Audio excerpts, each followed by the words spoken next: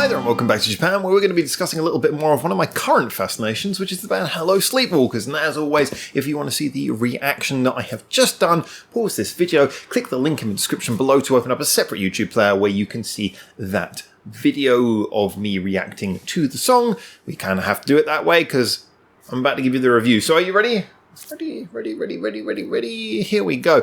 Okay, so this is actually a really interesting one because the two songs I've heard thus far by Hello Sleepwalkers have been more defined by the way that they were rock. The first one was, I would say, quite a comprehensively detailed and textured hard rock song that kind of went through a few different little playful ideas.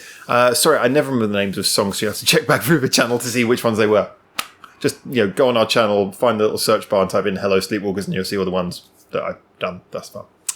And then the second one I checked out was kind of more of a full-on distorted hard rock song, less finesse, but more of a clear direction energy-wise. I wasn't so keen on that. I liked it, but it was one that I wouldn't be rushing to come back to. To be honest, since I first heard it, I don't think I have actually come back to it, but it's in no way offensive or bad to the ear, just kind of unremarkable. This, however, has totally reset my joy of them in that, again, like I say, as I value so much, it is, again, a totally different type of song. Yeah, all their songs appear to come off as rock, but this is a different type of rock. This is a very sort of bordering on indie, but it's got a sort of spacey, airy, poppy, pop rock vibe, coming in over 6 minutes, 6.5 minutes long, and it really used that time well. What kind of struck me about this is that not only was it different, but this was, again, like with that first song I heard by them, it was so beautifully executed in that it knew what it was and it managed to achieve it really well. Now, I can say that on many levels. The first level, of course, being the fact that it was playing for... Whereas the first two songs I heard by them were all about impact, it was about sort of hitting you at the right point and punching through. This was a song where it was more about building an atmosphere, building a sort of a sonic environment. Sorry, that's a very pretentious way of putting it, but that's the best way I can think of saying it. It sounded like they were trying to produce like a soundscape for your ears. So you had a lot of sparse sounds, a lot of reverb, heavy sounds, echoey sounds. Nothing too punchy, everything light enough that it could sort of bounce in and out of the sound of the song. And a vocal melody which was really good. I mean, it's weird because it wasn't particularly catchy. And yet it was one that was very easy to follow. It was kind of, it had a nice flow to it, a nice feel to it. The whole song felt like it was flowing along very, very much with aim and with purpose, and yet very relaxed as well. So basically, when it comes to producing something which is just kind of like a gentle melody, this was really 10 out of 10. Now, obviously, then we have to ask ourselves, so was it 100% perfect? Well, we're always trying to be honest on this channel and say about the good and the bad things. I would say, no, it wasn't 100% perfect. There were some things that were working against it. I think, when the chorus came in the first time, it felt a little bit muddled. I personally was thinking to myself, and luckily this turned out to be true, that okay, maybe they're just sandbagging, doing the first chorus a little bit light, a little bit offbeat, just to sort of build you up and get you ready for the time when it comes in at the crescendo and it turns out to be a really big chorus at the final time of asking. That is a fairly common writing technique, and it's not a bad way of doing it at all. You just sort of play it through the first time in a way that you get used to the melody, but it doesn't feel particularly like anything particularly big, and then that you'll come back to that, round to that again, and then like I say, in the final instance, that will be the melody that turns out to be the big crescendo that finishes everything off. So in that sense, yeah, the chorus did work, but on the first time of listening, it sounded a little bit awkward the way it came in. It didn't quite feel 100% matched up. So that could be a minor criticism.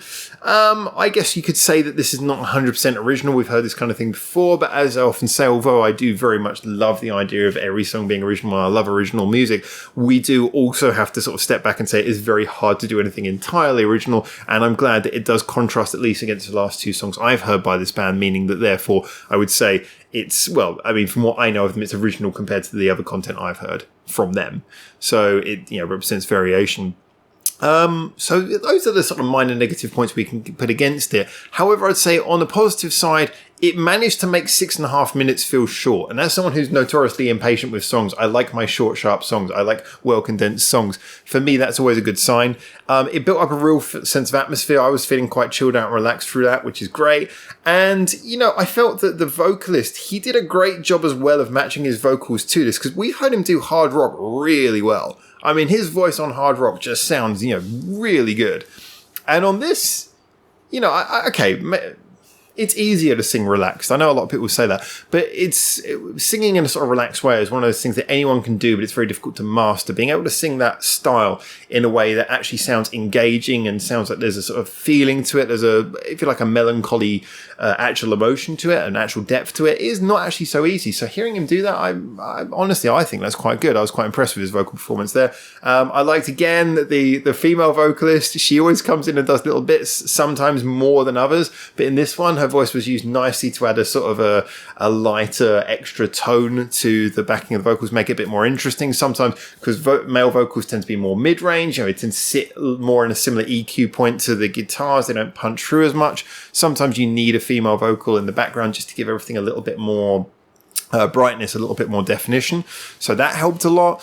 And I must say the musicianship on this, I mean, they've had good musicianship throughout. However, this one, where it's lighter, less distorted, you could really hear the quality of the musicianship coming through. The bass work, especially towards the end, until I jinxed it by pointing it out and then it went back to normal root note playing. The bass work was fantastic in this. The guitars, simple, picking out little bits here and there. It was nicely layered. It wasn't over the top. So like I say, the bass, the instruments doing what they should have been doing, and an opposite of their usual stereotypes. The bass was, I guess it's more Japanese to do this, but the bass was very interesting and complicated. The guitar could have been overly complicated, but instead was simple and well layered, so that you had lots of interesting guitar sounds, a range of guitar sounds that each was accenting the mood of the song perfectly. The vocals were nicely delivered, subtle, gentle, and with layering in the right places.